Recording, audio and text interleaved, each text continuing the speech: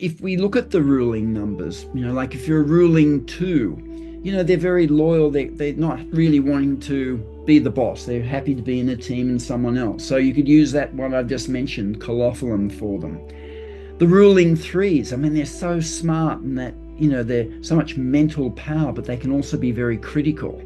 So, the yellow cowslip orchid, which grows in your state, Western Australia, for people with that critical nature.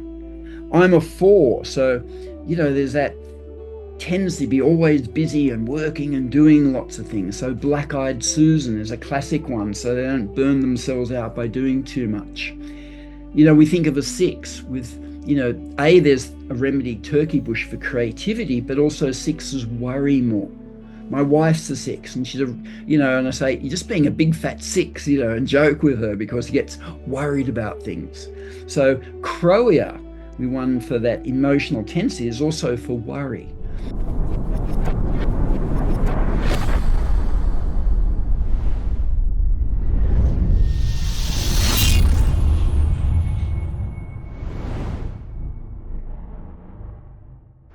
Welcome back to the Numerology Show. I'm your host, Hayden Crawford, and today I have the absolute pleasure of speaking with a true pioneer in vibrational medicine, Ian White. Now, Ian is the founder of the Australian Bushflower Essences and the internationally acclaimed author of Australian Bushflower Essences, the Australian Bushflower Remedies, and White Light Essences as well. Now, his incredible body of work has helped people around the world to tap into the healing power of nature to transform their emotional and spiritual well-being. In today's episode, we'll be diving into the fascinating connection between numerology and the flower kingdom and exploring how the ancient wisdom of Pythagorean numerology weaves through the plant and vibrational realms. So get ready for an enlightening and heart-opening conversation. You're going to love it. So welcome, Ian. Welcome, welcome, welcome. Thanks, Hayden. Oh, wow. It's lovely to see you. It's been a while. Like it must have been, I was thinking about 8 years ago, maybe even 10 years ago, that we met in Fremantle. And I learned so much from you, during that time. And it was pivotal, really, in my own awakening process. And of course, the Australian Bushflower Essences really worked their magic on me and helping me, sort of jump from the corporate world and into celestial. So, for people that are new to your work, can you share your own journey with the Australian Bushflower Essences and how it all began? And was there a pivotal moment of awakening that set you on this path in the first place? Absolutely. And for those who are thinking, what's flower essences? It's just as you mentioned, it's a vibrational healing modality. It's been around for thousands of years. The earliest records go back to ancient Egypt, where people used to collect the dew of flowers to treat emotional imbalances. In Europe, Hildegard von Bingen in the 12th century, very famous, and it's the earliest recorded European to use flower essences. And more indigenous people around the world have been using it for a long time. Sometimes they'd eat the flowers, sometimes they'd float it in water. A lot of knowledge was lost, and then Edward Bach, an English doctor, brought that information back. And my background is I've been as a naturopath and herbalist for 45 years or more now. And when I was studying, I was predominantly a homeopath, but I liked the idea of flower essences because anyone could use them, they were safe, no side effects. And they're only the ones in England. I thought, why isn't anyone in Australia making essences? Because, my grandmother and great grandmother were some of the first white people to be, working with Australian plants. And I lived next door to my grandmother, and I'd spend a lot of the time, our properties backed onto National Park, going through the bush, and I helped her make extracts and tinctures. And she died when I was about 9, but the legacy I was left was in the bush. There's all these healing plants. And so when I started my naturopathy, we came across, the Bach flowers. I thought, great, but again, where is the Australian ones? And then, I was in practice for, quite a few years, 3 or 4 years actually. And a friend I'd shared a house with when I was a student, he's early 30s, said, look, I've been diagnosed with bowel cancer, and would you run a healing circle for me? And I was only too happy to do that. And you know group of all our friends came, we meditated, directed energy to Jim. And, next day the operator said the bowel cancer was everywhere. So I continued the healing circle weekly in my home and, opened up to anyone who needed healing. And Jim died about 6 months later. And shortly after that, in the meditations, I started getting pictures of plants, told where to go and make them up and what their qualities were. So, it was very much present on the platter. And if I didn't know the plant, there'd be a little caption underneath with the botanic name, which was very helpful as well. So that was the beginning. And, sometimes they'd say very specific areas where I had to go and make them up. And I thought, I've never seen that flower. To go there and it was a mass of them. So for 2 years, I was just in the bush every day. I still had my practice in the afternoon and evenings, researching, but it gave me the opportunity to see how the remedies work. So, and I was giving them to other practitioners to use because the results were so good, and they're working a lot quicker than the bark flowers, twice a day for 2 weeks rather than 4 times a day for a month, and people could really feel the results. So, after 2 years, I started publishing the information, and that really took it then to many different countries. So, and from what you mentioned, was there a pivotal moment? I think I I was doing a science degree at university. After the first year, in the holidays, I went traveling in India and I got very sick. And, I came back physical and emotional mess. 3 months later, I still wasn't getting any better. My skinny little arms and legs, a pot belly. I didn't have the energy to burn up food. And then I started, working with herbs again, herbal medicine. I started doing Tai Chi, yoga, meditation, and it really started to turn things around. So it was really that illness in India. And I got right near the end of my science degree, and I've been trying to combine natural therapies with it. And then I realized, well, this is the thing I really love. So I can remember the next year I started my full-time naturopathy. And it was about 4 or 5 weeks into the course, and I was sitting on the back steps of my house, and I had this elation. I felt I finally found what I'm here to do. So, yeah, unfortunately, it was a bit of a painful journey, that illness in India to get there, but it was, yeah, a turning point. It's often the way, isn't it? You know, how we have to go through, almost like the dark night of the soul and heart. We go through some sort of traumatic experience that triggers that Yeah. awakening process. So it's always something, out of the ordinary, I think. So that's wonderful that, that is the thing that actually woke you up to your purpose. So And you are actually, actually, Hayden, that was look, when I got started my naturopath, that's when I studied also numerology at the same time. And um, I look back, right, and I was in a year seven. There's year cycles, and seven is the real learning of lessons. And I thought, oh, this is interesting. In a year seven, had that experience. well, it's really interesting you should say that in because not my last year seven, I had one last year, but the one 9 years before, Yeah, that's when I left the corporate world and, sort of really started branching out and setting up Dreamtime Academy, and my whole world fell apart. yeah. And, it's so interesting because when you look back at those years in hindsight, you see that it's happening for you and not to you. But it's really tough when you're going through it. And, I felt like I was going mad. I honestly thought that I'd lost the plot. So I get it. Year sevens are very powerful and much better when you're in the year eight looking back at them and you've recovered, hopefully. I would say. Yeah. Okay. So you're actually a fifth generation herbalist. So how has that lineage shaped your approach to healing and plant consciousness? Well, my dad was the black sheep of the family, was a pharmacist, but he also used herbs. You go into his pharmacy and he'd, make up herbal mixes for people. So I was really brought up with um, uh, little brown bottles, and here I am all these years later, little brown bottles. But just having that understanding, from my grandmother and my dad, that native plants and herbal remedies, and you know, there's so much powerful healing. So like I grew up in the bush, and like just being so happy when you're in there, and it's, yeah, a great gift to have that family lineage. Yeah, that's beautiful. And it's funny as well, fifth generation, the number five is My really Yeah. significant, isn't it? my daughter, I think she was about 4, and she was in a Steiner preschool, and there was only a small group of them, and one of the girls was sick. So Grace got the other girls, and there was a couple of boys. They said, and she told them, "Come on, we're going to pick flowers. We're going to put it in a glass of water, leave it in the sun, and then she's going to drink it, and she'll be better." And I'm thinking, sixth generation on the way.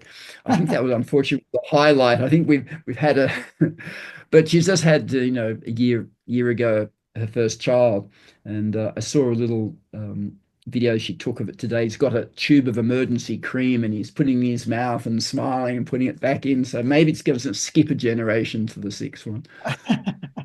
I love that. Oh, that's brilliant. So when did you first notice a deeper symbolic language within the plants, and how did you come to connect it with systems like numerology and the doctrine of signatures? Yeah. I think once the information came through about the plants and some understanding about their qualities, then going and looking at that plant, what could you see in the plant which would be that clue, which is that term doctrine of signatures, that this plant does work in that way? And, the flannel flower was the name of the flower that I was told to go there. And I thought, there's no flannel flowers there. There's a massive flannel flowers. And if you touch the flower, it's like velvet. And it's very good for intimacy, for physical intimacy, feeling comfortable being touched and held, but also emotional intimacy. So I started noticing too how many petals do the flower have, tying that into numerology. So and how many stamens. Like it's once you have that understanding of what the basic quality of the numbers are, you can then apply it and look at it and see it in the nature realm. Like we have a flower called Crowea, and it's got 5 petals, and in the grid, 5 is the center of the emotional plane. Yeah, it's this one here, isn't it? It is, It's yeah. this beautiful flower here, which is um, 5 petals and it's pink. It's gorgeous. It's one of my And it, favorites, actually. yeah, it's the most popular of all the 71 flowers. Like every country, it's always near the top of that, if not the top. And it's got a very prominent center. And we use this remedy for people who feel things intensely. Like if you've got a lot of 5s in your chart or a ruling 5, that energy will go to your solar plexus when you're stressed. And Crowea is great for that. And then on the physical level, it's working for poor digestion. If there's too much acid, it lowers it. If there's not enough, it boosts it up. So, and then we look in the plant and say, 5 and the raised center. And, there's a lovely flower, pink flannel flower. Hadn't been seen flowering for 40 years when I first made it up. And it's very much for the children coming through in those first 5 years to keep their hearts open because they're going to do so much healing through the heart. And in the flower, it's got 11 petals, which is, one of the master numbers. And it's got that beautiful pink, which is that love vibration. So, again, look, interesting. How many petals has this one got? Some of the essences working on relationship have the 6 petals, like the bush gardenia, which is we use when there's a staleness happening in a relationship and taking a partner for granted. So it's really lovely if you've got that understanding in numerology, then you can see what another clue within the plant kingdom of what qualities it has. Yeah, so it sort of reveals this information through the texture, as you said, in the flannel flower and others, the numerology of the petals, so the number of petals that it's got, and also the color as well, plays a Absolutely. pivotal role in the language of light that it speaks, doesn't it? Yeah. So you find, the yellow flowers very much working on the mind and the intellect. And there's one called Hybertia. And when the petals are falling, they go on the ground and they're leaving heart shapes. It's like this carpet of yellow hearts. And one of its messages to get out of your head and get into your heart and combine the two.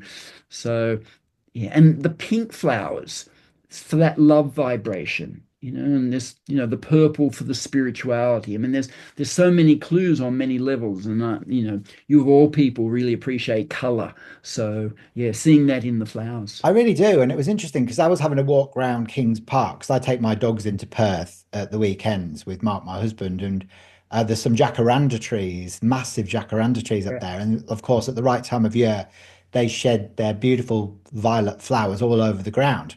And I was thinking, okay, so I know that the jacaranda is very good if you're feeling scattered, and it can help to refocus you.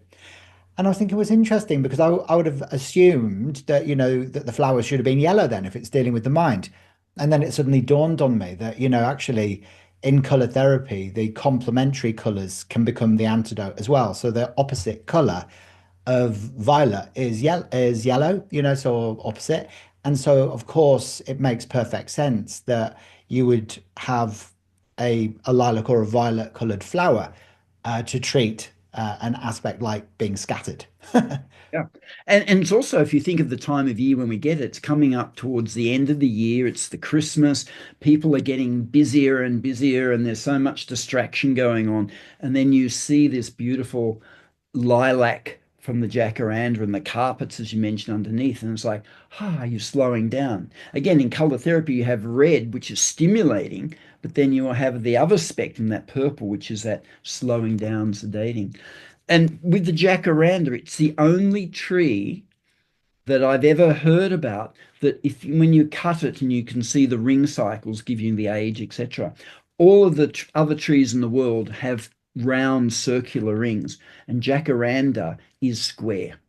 And it's that sense of structure that you're putting into it. I So, love that. That's for amazing. I had young no children, idea. ADHD, scattered, they can't focus very well. It's very good for centering them. Yeah, it's like a framework, isn't it? It's like a Yeah, building block, yeah. so it can brings in that vibration of the four, which is very grounding, which is amazing. I love that. And So forms the center of the physical plane.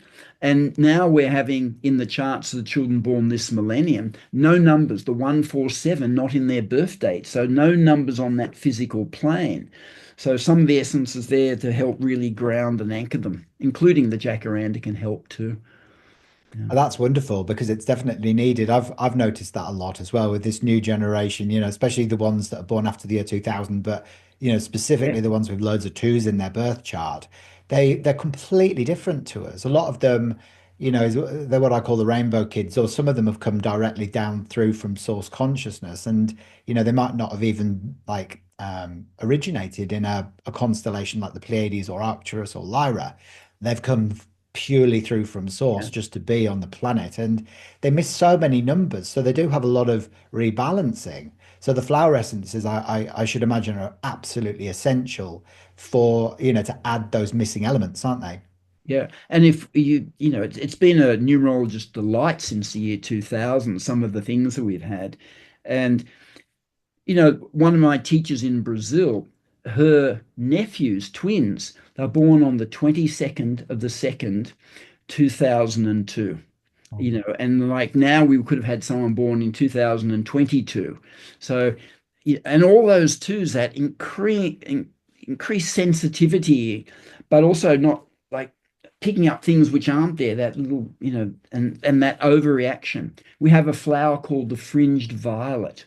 Again, it's purple, but it's like little fringes. So it's just protecting the aura, and so you don't take in from other people or other situations. And those children, Yeah. yeah, It's that beautiful flower there, isn't it? The yeah, fringed violet. It's absolutely gorgeous. yeah. And you can see the fringe, and it's great. If there's any damage to the aura, it heals the aura, but just strengthen it so you're not, getting distracted and taking on. Because I mean, they're so sensitive. They go to a concert, and there might be 100 people there, and if someone's sad, they start feeling sad. So it blocks that out, so they know what they're feeling.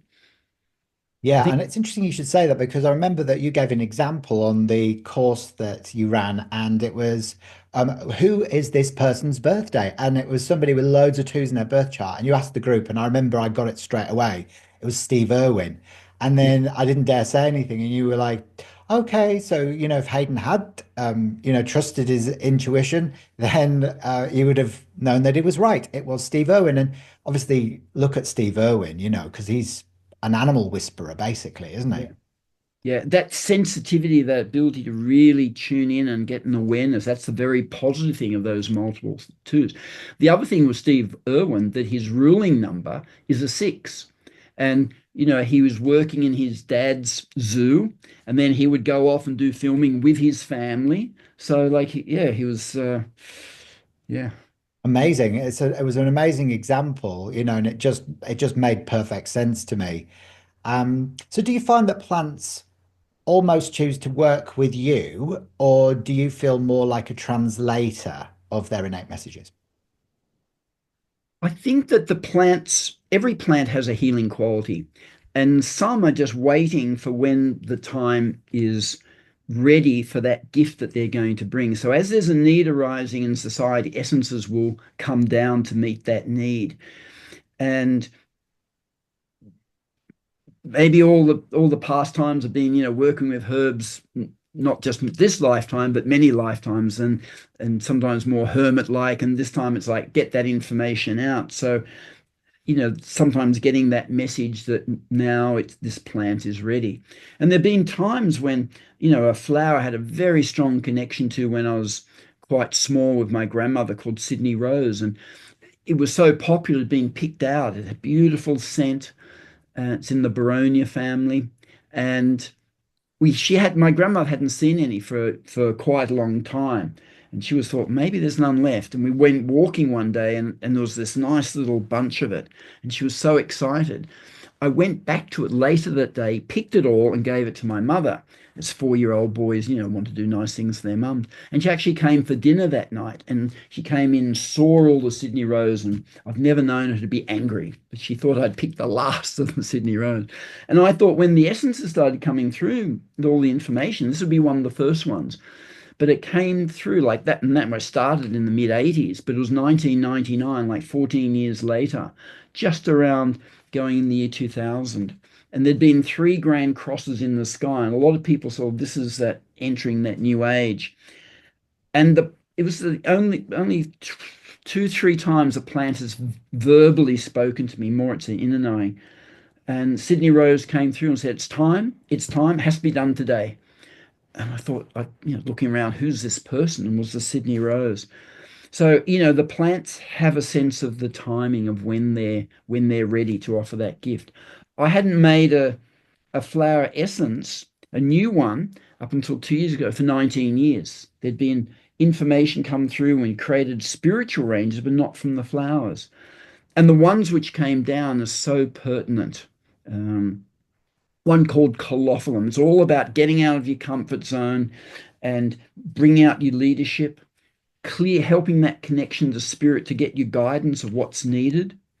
And, it's not just, oh, you do that, you do this. It's like, this is where we all need to go. Come on, let's go, and bringing the others. And it's so resilient, this plant. And the tree itself, it grows right on the beach. Again, it's like dropping its seeds and traveling, going out. But the branches sometimes are covered with sand for, a couple of meters, and then it comes out again. And it's like this resilience that it brings. And also the division we have now. I'm sure you've got American people you're going to interview. And in the States, you ask someone, are you a Democrat or a Republican? And if they are different to what you are, like, they just get dismissed. It's almost like a huge division. Or we might have it in our country as, oh, you didn't get vaccinated, or you're a conspiracy theorist, or you got vaccinated, you're an idiot, you believe what they told you, and there's that dismissal. So this is bringing back that tolerance and openness to hear what another point of view is. Love that. It's so needed, and it's Yeah, amazing how that they just birth themselves and make themselves known knowing that this when they're is needed. coming through. Yeah, And it's interesting that the Sydney Rose came in 1999 because that's all about oneness, isn't it? it is. Yeah. And you'd think that that would have been born around about now, where I suppose we needed to kind of prepare ourselves for that lesson as well, didn't we, over the last decade? I think it's such a key issue, and it's got that beautiful pink, but it's that universal love. Like, Christ's message 2,000 years ago, love your brother. And now we understand, well, my brother is just an aspect of me. So if I hurt someone else, I'm hurting myself. And to know it not intellectually, but at a very strong heart level. Mm, fantastic. Amazing work. So, do certain flowers correspond with particular life path numbers or master numbers? And could someone use the essences to support challenges or strengths related to their personal numerology chart? Yeah, I've done the numerology chart of every patient I've ever treated since, back in the late 70s when I started practicing. And the beauty of numerology, which I'm sure, you love as well, is you get the birth date, you put the chart out, 15 seconds, you've got the strengths, the challenges of that individual. And then you can ask how they're dealing with it, what's this? And so I'm always using the numerology. First thing I do with a new patient. And if we look at the ruling numbers, like if you're a ruling two, they're very loyal. They're not really wanting to be the boss. They're happy to be in a team and someone else. So you could use that one I just mentioned, collophilum, for them. The ruling threes, I mean, they're so smart and that, they're so much mental power, but they can also be very critical. So, the yellow cowslip orchid, which grows in your state, Western Australia, for people with that critical nature. I'm a four, so there's that tends to be always busy and working and doing lots of things. So black-eyed Susan is a classic one, so they don't burn themselves out by doing too much. We think of a six with, there's a remedy turkey bush for creativity, but also sixes worry more. My wife's a six, and she's and I say, you're just being a big fat six, and joke with her because she gets worried about things. So Crowia, we won for that emotional tendency, is also for worry. Like eights, like the three, they get that responsibility in life so much quicker because they're very competent. People see that, give them extra responsibilities in early age. And sometimes they get a little bit too serious. So little flannel flower, to be a little bit more playful and have fun. Like the sevens and the nines can be over because they're wanting to help people, but they're that sense of not being able to read people, being a little bit easily gullible and misled. And so angel sword to help with discernment for those people, for example.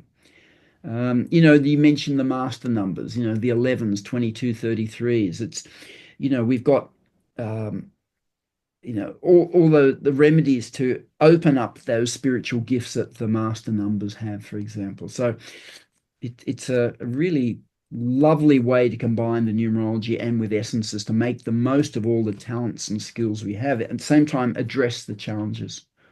Absolutely. And it goes into like a lot deeper as well when you start looking at how many numbers in someone's birth chart that they've got. So, for example, my husband Mark was born the same day as me, but the year before. So he's got four ones, 16th of October 1971, and then no numbers on the soul plane. So it gives him four ones. So he's had issues with his thyroid gland because obviously it's hard for him to talk about his feelings.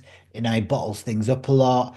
And of course, over a period of time, this has created this imbalance. So we've been using the old man Banksia, and it's completely rebalanced his thyroid.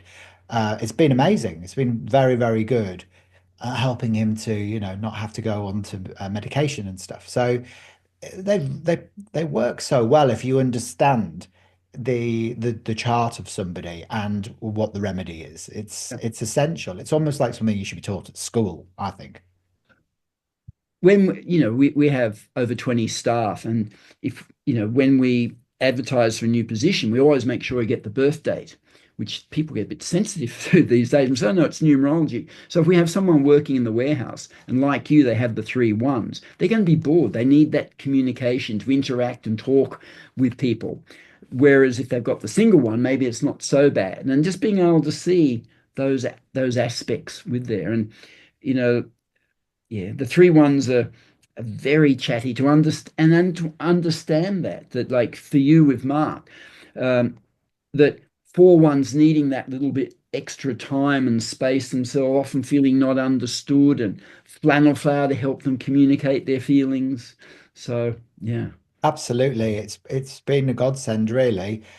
So in your experiences, are the universal flowers that support collective, sorry, are they universal flowers that support collective numerological years? Like, for example, we're in a universal year 9 this year, which is Mars fire, and we've seen that really Yeah. taking place across the planet. What with the fires in California at the beginning of the year, the threat of war, and all of that red survival stuff.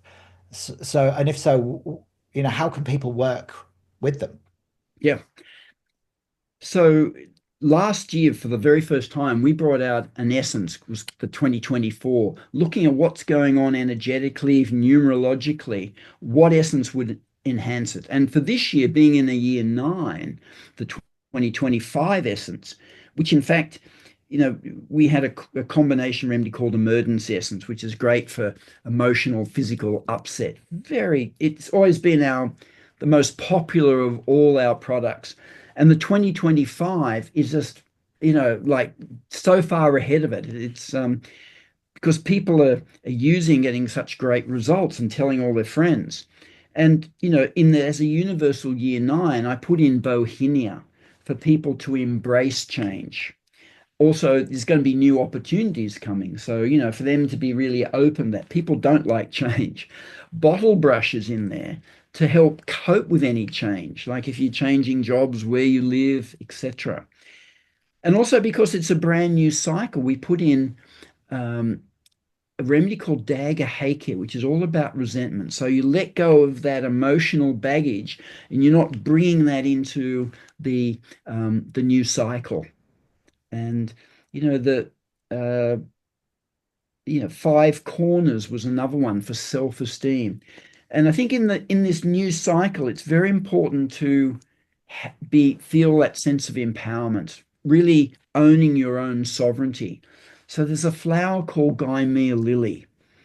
And I hope, if you haven't seen it, Mark, I hope you get to see it. It's so striking. It's up to 7 meters tall, the stem. The leaves can be, 1.3 meters. And it's a huge flower. It's like this. It's almost like you need a swimming pool, not a bowl to put the flowers in. And it's all about standing up and being seen for who you are, and rather than holding back, and like not afraid to voice your opinions and say the spiritual beliefs that you have. And it's also that protection, because all the negativity you might get for daring to stick your head above the pulpit, for example. So you know open to change, emotional clearing, being in your sovereignty. And last year, we I made an essence. We launched it this year. First time out of Australia. It was done in Corsica, called Sedum. And it's this beautiful deep red. It's like the blood of the planet, and it's anchoring and grounding your higher self. So that communication from spirit is coming through. We put colophyllum to, you know, okay, where are you going? Get that sense of your direction in this new cycle.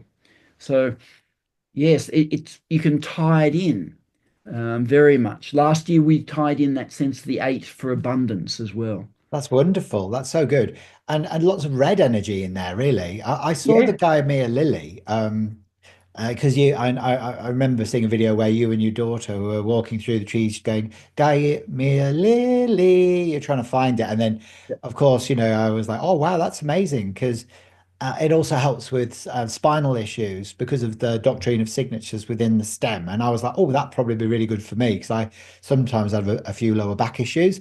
So I yeah, was taking it by the bucket load, and it was really helping. So it's perfect that you've been able to bring so many powerful remedies together to support people as we move through such a tumultuous time.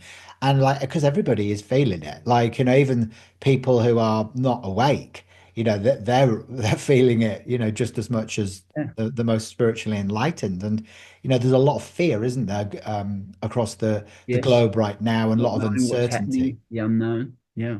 And I, Mm. I think this new cycle, it's really shaking things up. And I think we've had, you know, if you might call it the old guard or whatever term you want, who've had that control, and that's been taken away, and they're not going out without a bit of a fight.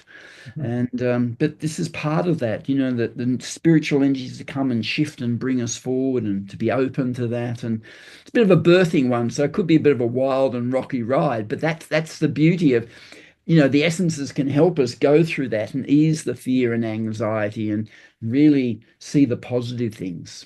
Yeah, 100%. That's great. So the doctrine of signatures and numerology both feel like sacred, symbolic languages. Do you see them as a part of a larger tapestry of ancient wisdoms? And how do they help us to return to natural alignment? Yeah. If we would go back to when, say, herbal medicine, prior to allopathic medicine, the people were trained and are living more in villages. It was very agriculture. 90% of the people worked on the land. They understood those things. It was just very common nature. And, so this is a way to help really see what nature is offering us and not thinking that we just have to, try and dominate nature, but just work with that, and to realize there's so much amazing healing. I mean, people feel better if you're not feeling well. You go for a walk through Kings Park, for example. Those beautiful gardens that they've set there and flowers and trees. You just feel so much better, and it's all that nature spirit, the Davic realm, just being in context with it. And I think these are just gifts to help us you remember and work cooperatively with nature. Oh, absolutely. It was amazing. Like when I used to work in corporate IT recruitment, I think that's when I met you. And I was like doing really well in the industry. I'd just arrived in Australia and I'd been doing it for about four years.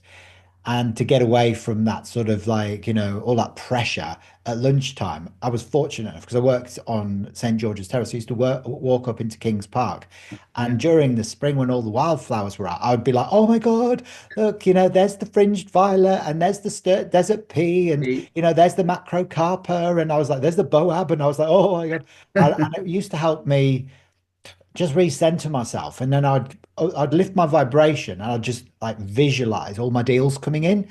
And of course, when I get back to the office, I'd have phone calls and they'd be like, yes, we'd like to take so and so on to do this IT job. And I'd be like, this is amazing, because they take you into like a realm where you can recenter and become a conscious creator again. So they help you remember your sovereignty, that sovereign power you were talking about earlier on, which is amazing.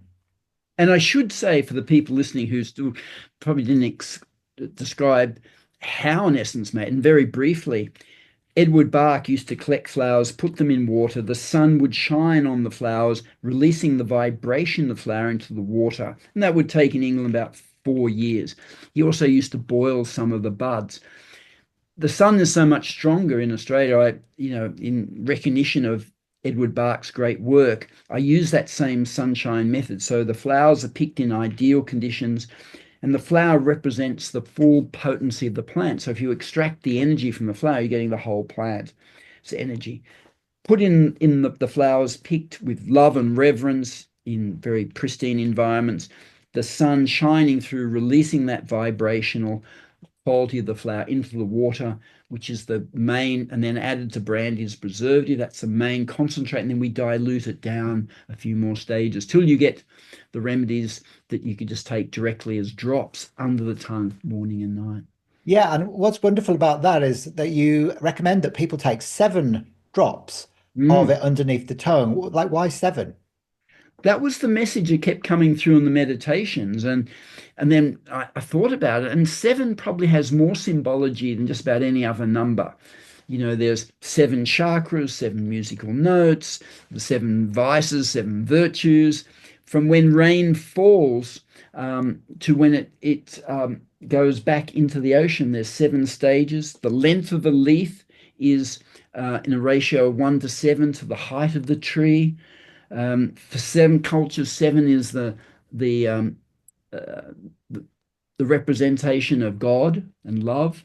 It's the learning of lessons we talk about in a year 7, or if you're a ruling 7, it's like, come and hit me with everything you got, life. And so it always felt good. And we've got one combination called travel essence. So when you're traveling, you take 7 drops hourly, and you can arrive after a long haul flight, like for us here in Australia, it's 23 hours to go to South America or Europe. And if you do it hourly on the plane, you don't get the jet lag. But we've put in 14 different essences in there. So when we're making it, we take 7 drops of the concentrate, put into the bottle the people take. So it's 98 drops. And I've experimented with taking it for 2 drops or 3 drops, and it never works as well. So, it's what's any other quality you associate with 7? Well, I'm a day number seven, so it's the seeker of truth, Yeah, and it's justice and equality, and it's the explorer of the subconscious mind, and it's everything mystical and metaphysical. So it's exactly the right number. It carries a magical frequency. It's very Neptunian, but it's also like the seventh violet ray of healing and transmutation as well, which is associated with the Ascended Master Saint Germain and Archangel Zadkiel. So the transformation of one thing into another form.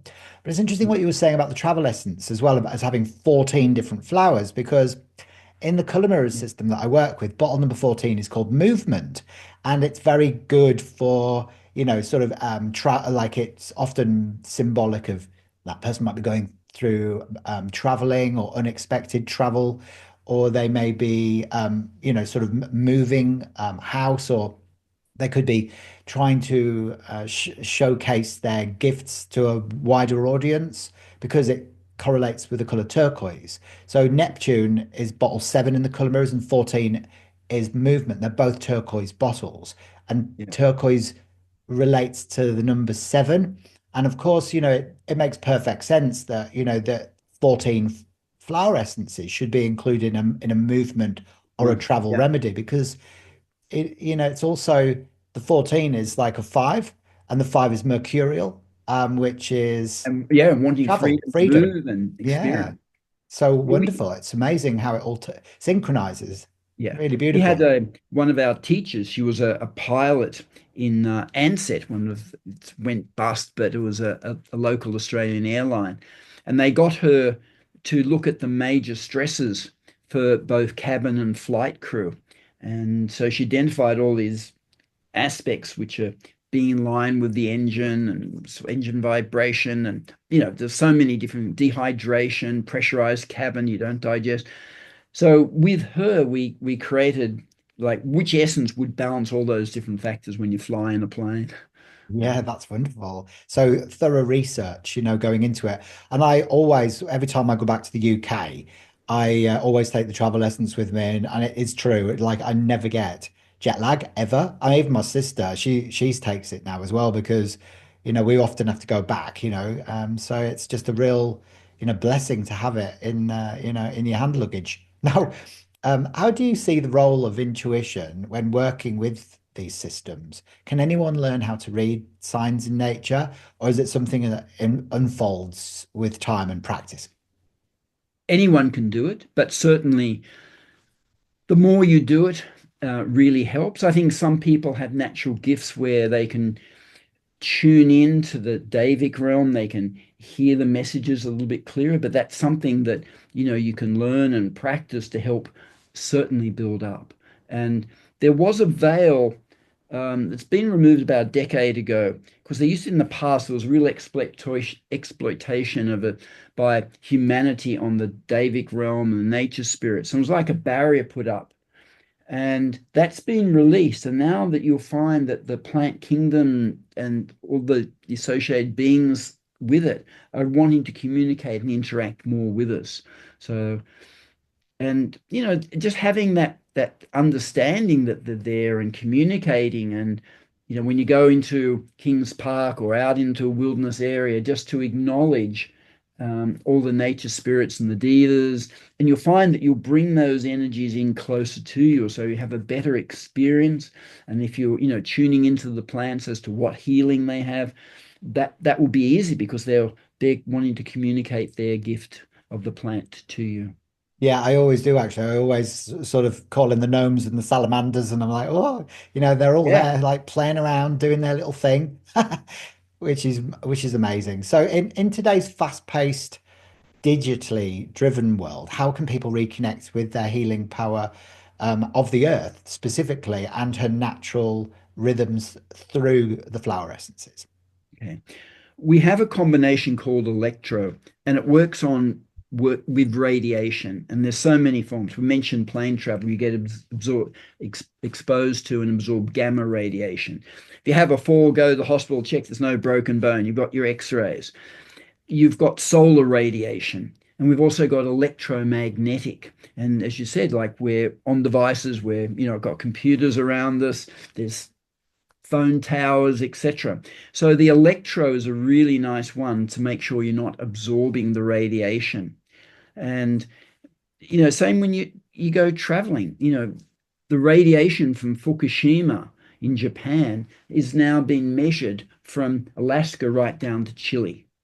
So, and for people there, their diet very strong in seafood and seaweeds and things like that. There's levels of contamination. So, but even the electromagnetic, you'll find that the electro essence is great for reducing that, not allowing the impact on us. And then the other things that I think it's important is that we're bombarded with so many things. Our attention span, we're here, there, like the jacaranda, not to get distracted, say a little bit more focused. And just, some of the remedies like sundew to help you stay grounded.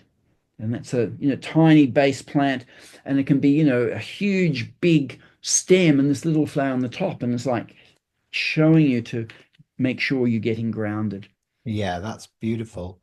And what about with like spiritual overwhelm or burnout or emotional overwhelm? What are good for those? Okay. And again, people who four's very prominent, or in a personal year four, they in those April, August, they can really get burnt out if they're not resting, nurturing themselves. And if there is that exhaustion and burnout, then you mentioned it already because it grows in WA, macrocarpa. It's the huge red flower of one of the eucalypts, the biggest flower of all the 1,100 different eucalypts. So it's really working on that burnout and exhaustion. We have a combination called Dynamis, which includes that to really boost your energies. That spiritual awakening. There's a flower that grows in the center of Australia called Dog Rose of the Wild Forces. And it's because when you go through like a spiritual opening, it can be a lot of confusion and chaos happening in your world. And then new guides might be coming in, so everything is changing. And the Dog Rose of Wild Forces gives you that calmness when all that chaos happening around you. And also growing in the top end of Australia, we have some people call it the sacred lotus. Here in Australia, we call it red lily. So to have that spiritual opening, but stay very grounded. So there are a lot of essences that can help. And if it's just general overwhelm, then pawpaw. There's so much going on and trying to learn on, so pawpaw, we know as a fruit is a digestive, but as a flower essence, it's a digestive, but of ideas and information when you're just feeling overwhelmed. Mhm. Just, helping to assimilate and integrate a lot of information. I use bush iris as well, like to help to rebalance my pineal gland. Yeah. It's really helpful. I use that in conjunction with um, the angel's word or the angel sword. Yeah. They're really beautiful at not only giving you the clear and concise spiritual discernment, but also just knowing that the pineal is fully balanced, which Yeah. is And opening that whole third eye. So, yeah. yeah, it's been amazing actually to do all of that. So okay, then. So, how do you see your work evolving then over the next few years? I mean, obviously, you mentioned that some new flowers came in after a long period without Yes. any. Do you see more flowers coming in? Are there new plant allergies or energies emerging in response to the planetary shift that we're experiencing? Look, it's really me not thinking, oh, it's Saturday, I'm bored, there's nothing to do, nothing on Netflix, I'll go and make an essence. It's more when that plant communicates now is the time and to go. And so, yeah, I've got no idea really till, sometimes, being in Corsica, walking in the countryside and seeing this sedum, and just knowing straight away, well, I've got to make this essence. Same for colophyllum, that grows up in the far north Queensland. So, it's just like when those messages come, they um, there was a range of four spiritual remedies. It came a little bit differently, and we call them divine presence. And again, I had no idea this was starting. I'd been to Egypt before going to Europe to teach. It was the first time there. I'd never been drawn to Egypt. And we had a guide and someone who could, explain all the hieroglyphics. And then I got to England, and one of my spiritual hits that I get where I get my juice is having a session with someone called Sally Pullinger. She's a trans medium, brings through an ascended being called Old Chinese or Chung Fu. And I've been working with Chung Fu, for now 40 years, but this was back 10 years ago. And suddenly there was this amazing wailing coming through, Sally, and was, this language wasn't human language of any sort. And then when that finished, Chung Fu came through and said, "This is Isis. She's blessing your work and saying she wants to create a remedy with you." And up until that point, I thought Isis, it's like these gods and legends, not actual beings. And the next day, didn't know what to expect. I brought the bowls in, and I thought maybe it will come in very quickly and do some incantation or something, and that will be it. And it was this amazing love vibration that just flooded the room, and her singing, it was like I've never been so uplifted. It was quite incredible. And I had tears thinking, this energy is going into this essence. This is what a gift to give the world. And Isis describes herself as the divine mother. And, that her message is, give me your pain, give me your suffering, I'll give you love and courage. And it's like that divine mother, divine feminine, that really nurturing, loving quality. And, that came totally out of the blue. And the next year was Solar Logos, which is probably the most powerful of any essence I've been involved with. Not necessarily the best, but what it can do to shift and clear spiritual blockages. It's quite amazing. So, I think there's so much going on. There's new energies. So who knows what else the plant kingdom will feel it's appropriate, or some spirit to bring something down to help us. It's quite exciting to know where we're going and what's next. Exactly. It'd be great if you could develop one that helps us stay anchored in the fifth dimension without having to keep dipping back into the third. Ugh. Yeah. Oh, and yet, you got people in spirit, and think what a privilege to have a physical body this lifetime, that's where we learn so much. And like there's so many beautiful things. I mean, you're involved with travel, like, so many beautiful places that can uplift you, or, the yeah, the visual experiences, music, the food. So there's some real gifts to be here in the physical. Oh, 100%. Yeah, you've got to never take any of it for granted. And not to mention dogs as well. Dog energy is good, isn't it? I've got my Rosie helping me on the interview. Oh, there He's she talking here. is. She's Yeah. very sweet. She's Yeah. beautiful. I like the way she's kind of dipping in and out of dimensions as you're holding her. That's great. Yes. Yeah. So she just sometimes, I have if I see a patient at home, so sometimes she goes and sit on the couch next to me, that they're really processing a lot. Yeah. I can Oh, see your that's dog in the background. She's yeah, I've just got two. I've got got two active after spaniels. Rosie. Yeah, I've got Bailey and then I've got Monty, two. They're two Cocker Spaniels. Well, one's a Cocker Spaniel, one's a cross between a King Charles and a Cocker Spaniel, but they're just beautiful to have around, and they just help. They remind me of why I'm doing the work that I do, Yeah. and never go back into a regular normal 9 to 5 day job because they need Yeah. me here. That's it. Now, if flowers could speak directly to humanity right now, what do you believe their message would be? I think the messages would be to get clear about what you're here to do and give you the courage and confidence to do it.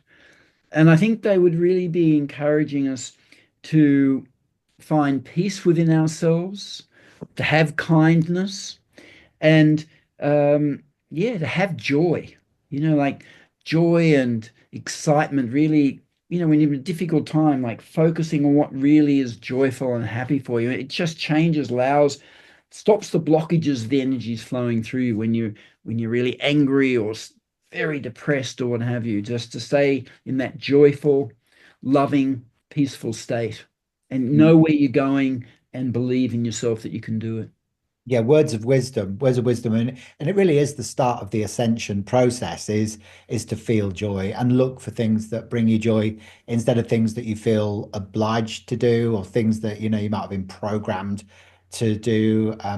And when you align with that, everything kind of unfolds organically, doesn't it? It's almost like you don't have to think about the how, the how and the when. You just think about the what it is you want and the why you want it Yes. and keep your vibe high, and then it all just sort of materializes out of nowhere, Mm. which is lovely, isn't it? Now, finally, what if you had to distill your life's work down to a single intention or a vibration? What would that be? Look, I feel very motivated just to s- let let people know about the essence, show them a scope, that healing gift that they bring, let them know about them. And I think when I started my work, my goal was I want them in every house so the children growing up, that the essence will be so helpful. Like, when I think of, just about everyone who didn't have essences, how all those difficult times in childhood, especially, how much easier it would have been if there had been the essences to really love and nurture and support them. So I think what I'm here to do is really get the message out about this healing gift and modality, and yeah, make a bit of a difference, get people, doing what they really love. And yeah. Yeah, that's wonderful. It's such beautiful intention and so needed right now. Well, thanks again, Ian, so much for joining me today on the Numerology Show. It's been fascinating to see exactly, how the beautiful flower kingdom and numerology all interlink so effortlessly, and you've demonstrated that really well. I'd love to have a future conversation with you on a later show to delve deeper into the nitty-gritty of Pythagorean numerology, maybe away from the flower kingdom. That would be amazing. But, a huge heartfelt thank you to you for sharing all of that wisdom, your own journey, and of course, these incredible insights into the magical Australian bushflower essences and the sacred language of numerology. If you'd like to explore Ian's work further, obviously, please make sure you check out of his books that are available on his website, which is ozflowers.com.au, isn't it? Yep, ausflowers.com.au. And we've got the numerology workshops available online as well. So if you really love numerology, you can look at that. But if you just want to go and explore the essences, a lot of information there and videos of all the flowers. Yeah, and they are amazing. The courses that Ian offers are absolutely fantastic. They're so well put together and so informative. So you can't go wrong with such incredible, impeccable wisdom. So, if you have enjoyed today's episode, please don't forget to like and subscribe and, even leave us a comment. It helps me to grow my channel and it really helps us to reach more beautiful people like yourself. So until next time, keep looking up into the skies and look for signs. Keep trusting the numbers that you're seeing, and also keep blooming into your higher self as well. Once again, Ian, thank you so much, and I'll see you Thank you, next time. and just congratulations on all the work you're doing. And yeah, it's really nice to chat to you today. Oh, thank you, Ian. Bye for now.